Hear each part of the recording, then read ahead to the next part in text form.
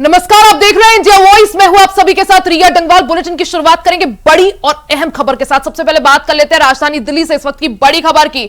सर्वोच्च न्यायालय को बम से उड़ाने की धमकी मिली है।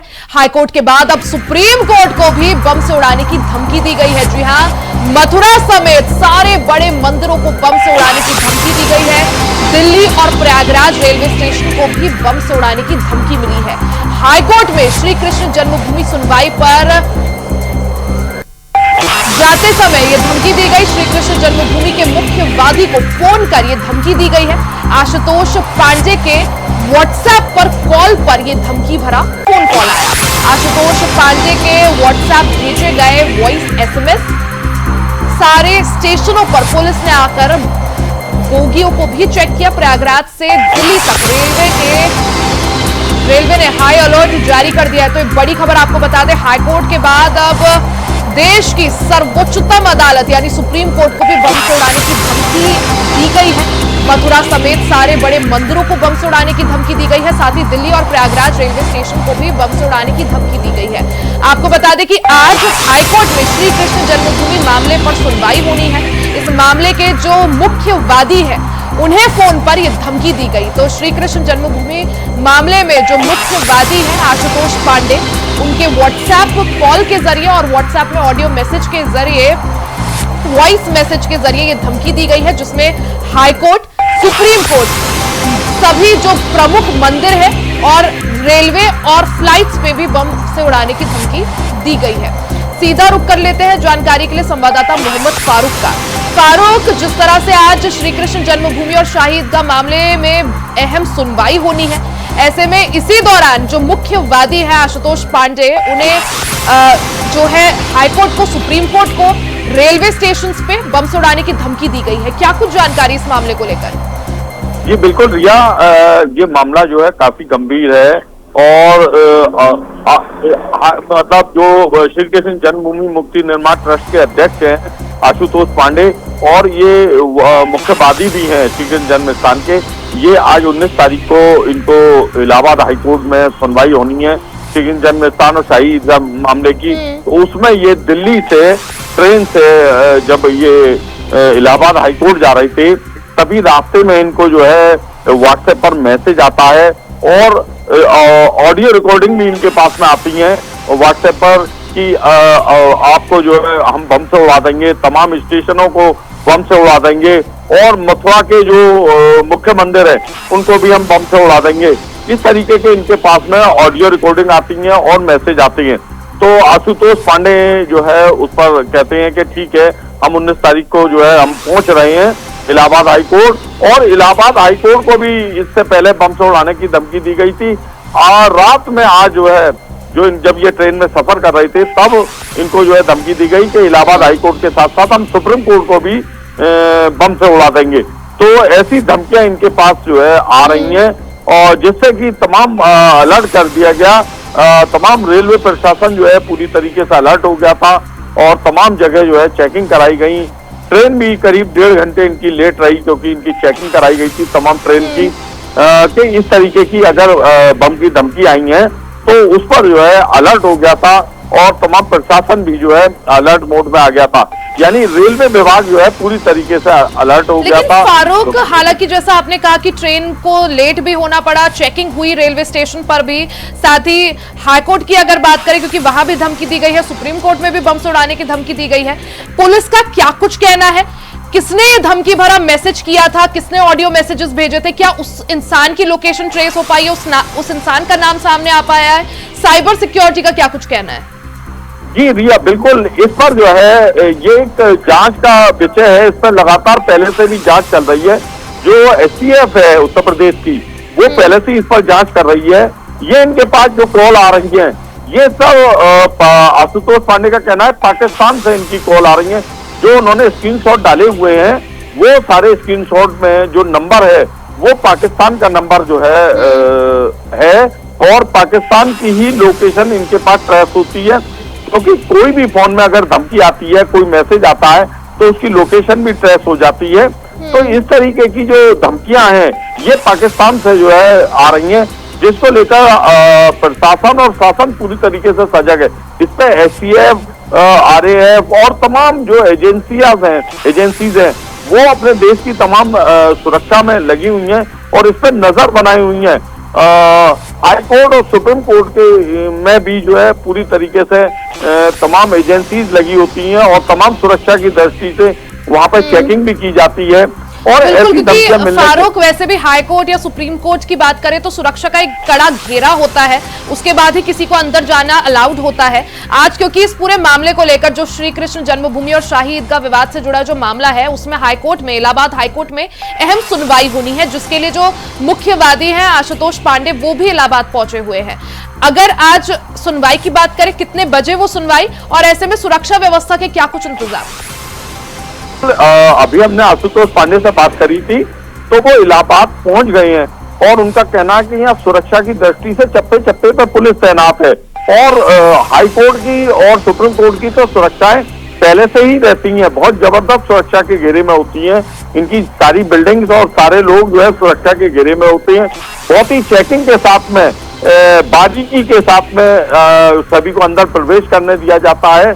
तो इस तरीके से आशुतोष पांडे ने बताया कि हम यहाँ पर सुरक्षा में हैं पूरी तरीके से और आज 2 बजे श्री कृष्ण जन्मभूमि की सुनवाई होना सुनवाई होगी और 2 बजे जो है बेंच जब बैठेगी तो बिल्कुल, यानी जिस तरह से कुछ ही देर में श्री कृष्ण जन्मभूमि और शाही ईदगाह मामले में इलाहाबाद हाईकोर्ट में अहम सुनवाई होगी, उससे पहले बम से उड़ाने की धमकी जो मिली है उस पर क्या कुछ एक्शन लिया जाता है ये देखना महत्वपूर्ण होगा। फारूक, बहुत बहुत शुक्रिया जानकारी के लिए। वहीं प्रयागराज से बड़ी खबर आप सभी को बता दें, जहां महंत नरेंद्र गिरी की मौत के मामले में आज अहम सुनवाई होगी। गवाह महंत रविंद्रपुरी से कोर्ट में आज बयान उनका दर्ज किया जाएगा। सितंबर 2021 में महंत नरेंद्र गिरी की संदिग्ध परिस्थिति में मौत हो गई थी। इस दौरान मठ बाघंबरी गद्दी के कमरे में महंत नरेंद्र गिरी का शव मिला था। मामले में जांच के बाद सीबीआई ने चार्जशीट दाखिल की है। सीबीआई चार्जशीट के आधार पर कोर्ट में ट्रायल चल रहा है। इसमें स्वामी आनंद गिरी, आध्या तिवारी और संदीप तिवारी मुख्य आरोपी बनाए गए हैं। तो ये बड़ी खबर आप सभी को बता दें, जहां महंत नरेंद्रपुरी के मौत के मामले में आज अहम सुनवाई होगी। इस मामले में गवाह महंत रविंद्रपुरी आज कोर्ट में पहुंचेंगे। बता दें कि सितंबर 2021 में महंत नरेंद्र गिरी की संदिग्ध परिस्थिति में मौत हो गई थी। उनके मठ के कमरे में उनका शव मिला था। हालांकि मामले के बाद जिस तरह से सीबीआई ने इस मामले की जांच शुरू की, सीबीआई ने चार्जशीट इस मामले में दाखिल कर दी है। वहीं अब सीबीआई द्वारा दाखिल चार्जशीट के आधार पर मामले का ट्रायल चल रहा है। इस मामले में महंत नरेंद्र पुरी की मौत के मामले में स्वामी आनंद गिरी मुख्य आरोपी बनाए गए हैं। सीधा रुख कर लेते हैं प्रयागराज से संवाददाता शोएब रिजवी का। शोएब, जिस तरह से महंत नरेंद्र पुरी की हत्या के मामले में आज अहम सुनवाई होनी है, कितने बजे ये सुनवाई, क्या कुछ जानकारी सुनवाई को लेकर? फांसी पर लटके हुए शव और उनके रूप कमरे में बरामद हुआ था। आत्महत्या या हत्या इस पूरे मामले में सीबीआई ने जांच की थी और उसके बाद चार्जशीट दाखिल की थी। कुछ लोगों पर उनको आत्महत्या करने के लिए उकसाने का आरोप है। उसी में उनके 21 हैं आनंद गिरी और आध्या तिवारी और उनका बेटा, ये 3 लोगों को आरोपी बनाया था जो फिलहाल जेल में है। और इस मामले पर अब ट्रायल चल रहा है उसी चार्जशीट के आधार पर। इसमें गवाहियों का सिलसिला चल रहा है। एक गवाही पेश हो चुकी है, दूसरी गवाही पेश हुई थी लेकिन वो गवाही पूरी नहीं हुई थी, जिसकी वजह से उनके वकील की तरफ से उन्हें दोबारा गवाही के लिए बुलाया गया है। अब आज उनकी गवाही होनी है इस मामले में। चूंकि अभी ट्रायल चल रहा है, गवाही चल रही है, पूरी प्रोसीडिंग होने में अभी थोड़ा समय जरूर लगेगा, लेकिन इस तरह से कह सकते हैं कि ये एक रहस्य है नरेंद्र। बिल्कुल, क्योंकि आत्महत्या या हत्या को लेकर सस्पेंस जो है बरकरार है। हालांकि सीबीआई ने जिस तरह से इस मामले में जांच की, चार्जशीट फाइल की और अब उसी चार्जशीट के आधार पर शोएब ट्रायल चल रहा है। आज, क्योंकि आज इस मामले में सुनवाई है, आज क्या कुछ संभव? देखिए, अभी की गवाहियों का सिलसिला है। इस सिलसिले में जो दूसरे मुख्य गवाह कह सकते हैं, उनकी आज गवाही होनी है। उसके बाद और भी गवाह होंगे। अभी गवाही होने के बाद फिर इस मामले पर सुनवाई शुरू होगी। तो कह सकते हैं कि आज गवाही के रूप में जो दूसरे गवाह हैं उनको पेश होना है कोर्ट में। पिछले दिनों भी इनकी गवाही हुई थी, लेकिन इनकी गवाही अभी पूरी नहीं हो सकी है। इनके वकील की तरफ से ये अर्जी दी गई थी, इसी वजह से आज इनकी फिर से गवाही होगी और जो इनकी गवाही है उसके पूरे होने के बाद दूसरे गवाह पेश किए जाएंगे। क्योंकि सीबीआई ने इस मामले में जो जांच की, उसमें जो चार्जशीट की, उसमें जो जिनको गवाह बनाया गया है उनकी अभी गवाही चल रही है, क्योंकि ट्रायल चल रहा है जनपद न्यायालय में। और उसके बाद इस मामले में एक तरह से दोनों पक्षों की तरफ से अपनी दलीलें पेश की जाएगी। क्योंकि एक बहुचर्चित मामला है। नरेंद्र गिरी जो 13 अखाड़े हैं उनके अध्यक्ष हुआ करते थे और अपने ही कमरे में रहस्यमय तरीके से फांसी पर लटके हुए मिले थे, जिसमें आत्महत्या हत्या इसको लेकर के काफी जांच हुई और उसके बाद ये चार्जशीट दाखिल हुई थी। हालांकि इसमें 3 लोगों को आरोपी बनाया गया, जिन पर यह आरोप है कि इन्हें आत्महत्या उकसाया। उसमें से उनके ही शिष्य हैं आनंद गिरी, जो फिलहाल जेल में है, और उसी मठ में काम करने वाले आध्या तिवारी और उनका बेटा, ये दोनों को आरोपी बनाया गया था और इन तीनों की गिरफ्तारी हुई थी और इसके बाद ये फिलहाल जेल में है। लेकिन अब इस पूरे मामले की जो कानूनी प्रक्रिया है जनपद न्यायालय में वो चल रही है और उसमें जो चार्जशीट दाखिल हुई, इसमें जो ट्रायल की प्रक्रिया वो चल रही है। दूसरे गवाह पेश किए जाएंगे आज, वो अपनी गवाही पेश करेंगे। उसके बाद आगे की जो गवाह है वो पेश किए जाएंगे। बिल्कुल, क्योंकि शोएब सितंबर 2021 से जुड़ा ये पूरा मामला है और जैसा आपने भी कहा कि गवाहों की गवाही जो है आज होनी है। ऐसे में क्या माना जाए, कब तक इस मामले में ट्रायल पूरा होने की संभावना है? देखिए अभी गवाह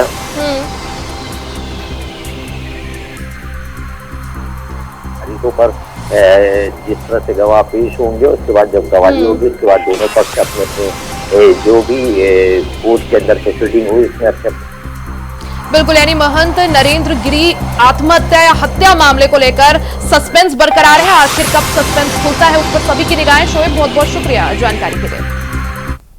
खबरों में आगे बढ़ते बात आगरा से बड़ी खबर की कर लेते हैं, जहां आगरा में बढ़ता हुआ वायु प्रदूषण लोगों की चिंता का विषय बना हुआ है। वायु प्रदूषण को लेकर स्वास्थ्य विभाग ने एडवाइजरी जारी कर दी है। सुबह शाम के वक्त सबसे ज्यादा वायु प्रदूषण का खतरा है। ऐसे में जो बुजुर्ग हैं, जो छोटे बच्चे हैं, उनको बिना मास्क के घर से ना निकलने देने की सलाह स्वास्थ्य विभाग द्वारा दी गई है। बिना मास्क के निकले बाहर तो होगा कई बीमारियां। ट्रैफिक जाम में फंसे पर तो ये बड़ी खबर आपको बता दें, जहां आगरा में बढ़ता हुआ प्रदूषण का स्तर लोगों की चिंता का विषय बना हुआ है, लोगों की टेंशन बढ़ा रहा है। दिल्ली एनसीआर और एनसीआर के आसपास के इलाकों में वायु प्रदूषण बेहद गंभीर श्रेणी में है। लोगों की टेंशन और लोगों की स्वास्थ्य समस्याओं का कारण बना हुआ है। तस्वीर आपको आगरा से दिखा रहे हैं, ताजमहल के पास की तस्वीर, और आप देख सकते हैं इस कदर धुंध छाई हुई है कि ताज जो है वो यहां पर धुंध में छिप गया है। वायु प्रदूषण को लेकर स्वास्थ्य विभाग ने अब एडवाइजरी भी जारी कर दी है। सुबह शाम के वक्त सबसे ज्यादा वायु प्रदूषण का खतरा बढ़ जाता है, जिस वजह से जो बुजुर्ग हैं, जो छोटे बच्चे हैं, उन्हें बिना मास्क के घर से बाहर ना निकलने की सलाह स्वास्थ्य विभाग ने दी है। तो जाम में फंसे वाहनों के निकलने वाले धुएं से भी वायु प्रदूषण बढ़ जाता है। ऐसे में वायु प्रदूषण की वजह से लोगों को कई तरह की परेशानियां हो रही हैं। लोगों को सांस लेने में दिक्कत हो रही है, आंखों में जलन, सूजन जैसी परेशानी और कई बीमारियों का खतरा इस दौरान बढ़ जाता है। यही वजह है कि स्वास्थ्य विभाग ने अब लोगों के लिए एडवाइजरी भी जारी कर दी है। ज्यादा जानकारी के लिए सीधा रुख कर लेते हैं संवाददाता जीशान अहमद का। जीशान, जिस तरह से बढ़ता हुआ वायु प्रदूषण अब लोगों के लिए चिंता का विषय बना हुआ है। अगर आगरा की बात करें, तस्वीरें हमने देखी जिस तरह से जो ताज नगरी आगरा है वो धुंध की मोटी चादर में ढक गई है। अगर AQI की बात करें, आज क्या कुछ AQI का स्तर? देखिए रिया, बिल्कुल मैं आपको बता दूं, जिस तरीके से वायु प्रदूषण पूरे प्रदेश और दिल्ली एनसीआर सहित आगरा में भी सबसे खतरनाक साबित हो रहा है, क्योंकि धुंध की चादर सी छाई हुई है।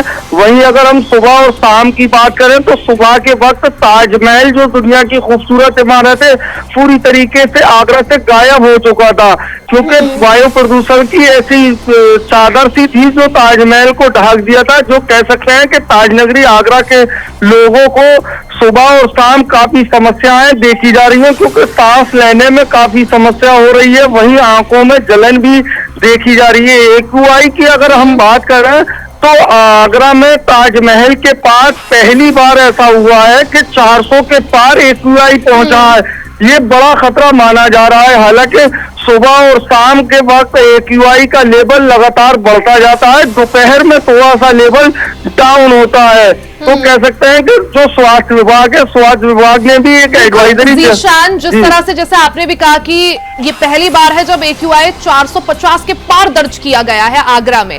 ऐसे में क्योंकि लोगों को कई तरह की दिक्कतों का सामना करना पड़ता है, क्या माना जाए स्वास्थ्य विभाग द्वारा किस तरह से एडवाइजरी यहाँ पर लोगों के लिए जारी की गई है? देखिए, बिल्कुल मैं आपको बता दूं, जिस तरीके से AQI का लेवल लगातार बढ़ता देखा जा रहा है ना, उस लेवल को देखते हुए स्वास्थ्य विभाग ने भी एडवाइजरी जारी की है। स्वास्थ्य विभाग का साफ तौर से कहना है कि आगरा वासियों से जो वृद्ध महिला है और वृद्ध लोग होते हैं, बच्चे होते हैं, उनको काफी समस्याएं देखी जाएंगी। वह सुबह शाम अपने घर से बिल्कुल ना निकले और जरूरी काम से अगर निकलना होता है तो मास्क का आवश्यक प्रयोग करें, क्योंकि लगातार AQI लेवल बढ़ रहा है। तो साफ तौर से आगरा स्वास्थ्य विभाग की ओर से एडवाइजरी भी जारी की जा रही है कि मास्क लगाकर अपने घरों से निकलें और सुबह शाम तो बिल्कुल घर से ना निकलें। जीशान, जिस तरह से अब ये जो बढ़ता हुआ वायु प्रदूषण है ये सभी के लिए चिंता का विषय बना हुआ है, विशेषकर बुजुर्ग और बच्चे। ऐसे में क्योंकि दिल्ली NCR में भी ऐसी कुछ हालात हैं, वहां जो सभी स्कूल और कॉलेजेस हैं वहां ऑनलाइन मोड में अब से क्लासेस कर दिए, स्कूलों की छुट्टी कर दी गई है। आगरा में इस तरह के क्या कुछ दिशा निर्देश दिए गए हैं या आगे दिए जा सकते हैं? देखिए, बिल्कुल मैं आपको बता दूं, ये 2 दिन से जो AQI लेवल लगातार बढ़ता जा रहा है और समस्याएं काफी देखी जा रही हैं। हालांकि ऐसी कोई एडवाइजरी जिला प्रशासन की ओर से जारी नहीं की गई है कि ऑनलाइन क्लासेस हो या फिर स्कूलों की छुट्टियां कर दी जाए, क्योंकि 2 दिन पहले से AQI लेवल लगातार बढ़ता जा रहा है। 2 दिन पहले से ताजमहल का AQI लेवल 450 के पार पहुंच गया था। तो लगातार अगर हम नगर निगम की बात करें तो नगर निगम भी लगातार चौराहों और सड़कों पर छिड़काव करते हुए देखे जा रहे हैं। तो कह सकते हैं AQI लेवल जो बढ़ा है, अभी 2 दिन पहले से आगरा में AQI लेवल 450 के पार हुआ, जिसके बाद से कह सकते हैं कि प्रदेश का 6ठे नंबर का शहर आगरा हो चुका है, जो सबसे खतरनाक वायु प्रदूषण के शहरों में देखा जा रहा है। जीशान, अगर बात करें प्रशासन की, तो अब किस तरह से तैयारियां, किस तरह से ये जो बढ़ता हुआ वायु प्रदूषण है इसको रोका जाएगा, किस तरह से इस पर अंकुश लगाया जाएगा? ऐसे में वायु प्रदूषण की रोकथाम के लिए क्या कुछ कदम यहाँ पर प्रशासन द्वारा उठाए जा रहे हैं? देखिए, बिल्कुल मैं आपको बता दूं, स्वास्थ्य विभाग का मैंने बताया, स्वास्थ्य विभाग ने एडवाइजरी आज जारी की है। उन्होंने साफ तौर से कहा है कि बुजुर्ग और बच्चों को AQI लेवल से जो बढ़ता है उससे खतरा रहता है, क्योंकि सांस लेने में सबसे ज्यादा प्रॉब्लम होती है। वहीं आंखों में जलन भी देखी जाती है। तो सुबह शाम बच्चे और बुजुर्ग अपने घरों से ना निकले और निकलने के जब दोपहर में कभी भी वह निकले तो मास्क लगाकर निकले। वहीं जिला प्रशासन की ओर से नगर निगम को भी निर्देशित किया गया है कि शहर में और जो चौराहे हैं, चौराहों पर पानी का छिड़काव किया जाए, जिससे वायु प्रदूषण पर कहीं ना कहीं रोक लग सके। तो नगर निगम की ओर से लगातार शहर में पानी का छिड़काव भी किया जा रहा है और शहरवासियों से अपील। बिल्कुल जीशान, कई बार ऐसे निर्देश जो हैं दिए जरूर जाते हैं, लेकिन धरातल पर वो उनके असर दिखाई नहीं देते, और यही वजह है कि सवालों के घेरे में है आगरा प्रशासन की। आखिर जब जाड़ों के वक्त या ठंड के वक्त प्रदूषण की स्थिति बढ़ जाती है तो आखिर पहले से इंतजाम क्यों नहीं किए गए थे? जिन पानी के छिड़काव का आप बात कर रहे हैं या अलग अलग कदम उठाने का बात कर रहे हैं, आखिर पहले ये कदम क्यों नहीं उठाए गए? आखिर क्यों लापरवाही बढ़ती गई? और अब अगर जो कदम उठाए भी जा रहे हैं, धरातल पर उसका रियलिटी चेक क्या है? देखिए, बिल्कुल मैं आपको बता दूं, जिस तरीके से हम शहर में देखा है हमने कि कुछ ही जगहों पर नगर निगम के द्वारा सड़कों पर छिड़काव किया जाता है। हालांकि ये छिड़काव प्रॉपर नहीं होता है, ये दिखावटी और कागजों में दिखाने के लिए ऐसे कार्य किए जाते हैं। हालांकि पहले से ये छिड़काव कार्य और जो जिला प्रशासन है उसके द्वारा दिशा निर्देश दिए जाते हैं, लेकिन धरातल पर ऐसा कुछ नहीं देखा जाता है। कुछ यानी अब जो लोग हैं, जो स्थानीय लोग हैं, वो प्रदूषण की वजह से परेशान है, प्रदूषण उनकी टेंशन बढ़ाए हुए है। जीशान, बहुत बहुत शुक्रिया जानकारी के लिए। खबरों में आगे बढ़ते हैं, अयोध्या से बड़ी खबर आपको बता दें, जहां मुख्यमंत्री योगी आदित्यनाथ कल अयोध्या के दौरे पर रहेंगे। सीएम योगी आदित्यनाथ रामलला हनुमानगढ़ी में दर्शन पूजन भी करेंगे। मुख्यमंत्री योगी आदित्यनाथ साधु संतों से भी विशेष मुलाकात करेंगे। अधिकारियों के साथ विकास कार्यों की समीक्षा भी करेंगे। मुख्यमंत्री योगी आदित्यनाथ कल अयोध्या के दौरे पर रहेंगे। इस दौरान सीएम योगी आदित्यनाथ भगवान रामलला के दर्शन पूजन करेंगे। उसके साथ ही हनुमानगढ़ी में भी पूजा अर्चना करेंगे। सीएम योगी आदित्यनाथ अयोध्या के साधु संतों से भी विशेष मुलाकात करेंगे। साथ ही अधिकारियों के साथ विकास कार्यों की समीक्षा भी करेंगे। तो कल यूपी में सियासी तपिश हाई रहने वाली है। कल यानी 20 नवंबर को यूपी के 9 विधानसभाओं में उपचुनाव होना है। उपचुनाव के लिए मतदान होना है। ऐसे में जहां एक तरफ उपचुनाव को देखते हुए सरगर्मी तेज है, वहीं दूसरी तरफ सीएम योगी आदित्यनाथ कल अयोध्या के दौरे पर रहेंगे, जहां वो भगवान रामलला की पूजा अर्चना भी करेंगे। खबर लखनऊ से है, जहां सपा प्रमुख अखिलेश यादव ने एक्स पर पोस्ट कर पीएम मोदी पर निशाना साधा है। अखिलेश यादव ने कहा कि जिन्होंने मां गंगा से झूठे वादे किए, झूठ बोला, उनके वादों पर ना जाए। नमामि गंगे और स्वच्छ गंगा के नाम पर बीजेपी सरकार ने पिछले 10 वर्षों में अरबों रुपयों के फंड निकाले तो गए, पर वो फंड मां गंगा के घाट तक नहीं पहुंचे। आगे ये भी कहा कि फाइलों में गंगा जी के स्वच्छ, अविरल और निर्मल होने के दावों का सच ये है कि वाराणसी में मां गंगा इतनी दूषित हो चुकी है कि पीने योग्य तो छोड़िए, ये जल नहाने स्नान के लायक भी नहीं है। तो अखिलेश यादव का पोस्ट हम आपको दिखा रहे हैं, जहां गंगा की स्वच्छता को लेकर अखिलेश यादव ने प्रधानमंत्री नरेंद्र मोदी पर जमकर निशाना साधा है।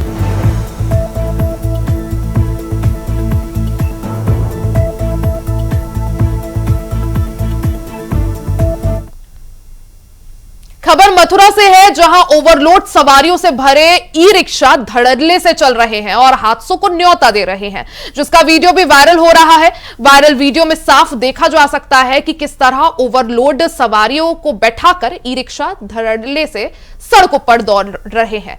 हालांकि पूरे उत्तर प्रदेश में यातायात महीना मनाया जा रहा है। तस्वीर आप देख सकते हैं, मथुरा से तस्वीरें, और ये वीडियो जमकर वायरल हो रहा है, जिसमें ओवरलोडेड सवारियों से भरा ई रिक्शा धड़ल्ले से हाईवे पर दौड़ रहा है और हादसों को न्योता भी दे रहे हैं। ये वीडियो जमकर वायरल हो रहा है। वायरल वीडियो में आप साफ देख सकते हैं किस तरह से ओवरलोड सवारियों से भरकर ई रिक्शा चल रहा है।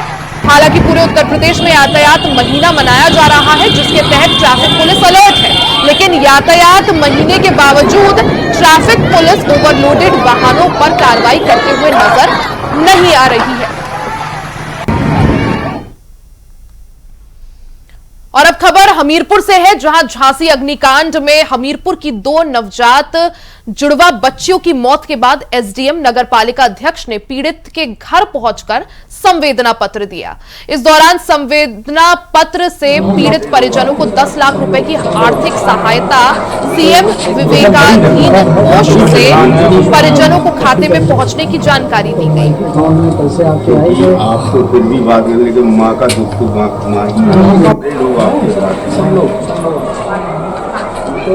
बहुत बड़ी रकम है,